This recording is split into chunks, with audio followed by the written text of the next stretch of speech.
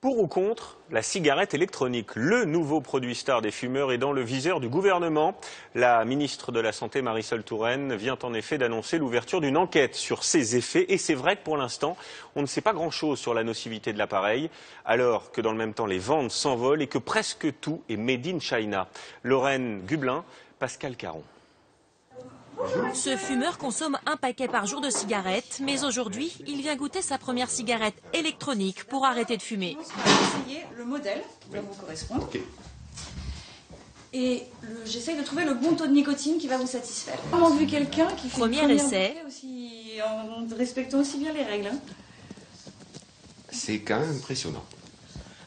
Dans cette boutique, un fumeur peut choisir le parfum de sa cigarette, une trentaine de goûts au choix. Surtout, il choisit le taux de nicotine qu'il veut inhaler à chaque bouffée. Dans ses flacons, le fameux liquide aspiré sous forme de vapeur. Pour ce fumeur, cette e-cigarette est un bon compromis.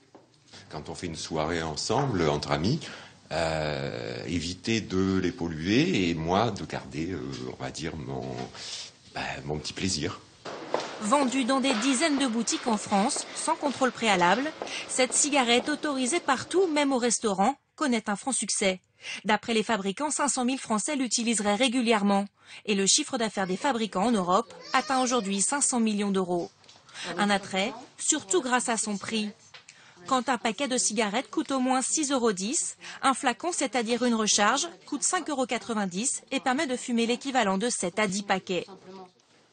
Pour certains, cette e-cigarette peut même aider au sevrage du tabac. C'est l'avis de cet addictologue. Ça permet à un certain nombre d'arrêter ou de commencer à arrêter ou de contrôler, notamment quand il y a des complications, on ne doit pas le dire comme ça, mais des sujets qui ont des complications pulmonaires ou cardiovasculaires et qui ne peuvent pas arrêter, diminuent avec ça leur consommation. Problème aujourd'hui, il reste beaucoup de questions en suspens quant à la nocivité de ces cigarettes. Bonsoir Jeanne Benzina. Alors vous l'avez, cette fameuse cigarette électronique. Ça fait très chic, mais on ne sait pas du tout ce qu'il y a dedans. Alors effectivement, ça fait très chic. Regardez, on dirait un petit peu une fusée à étage. Ça se dévisse, il y a plusieurs compartiments.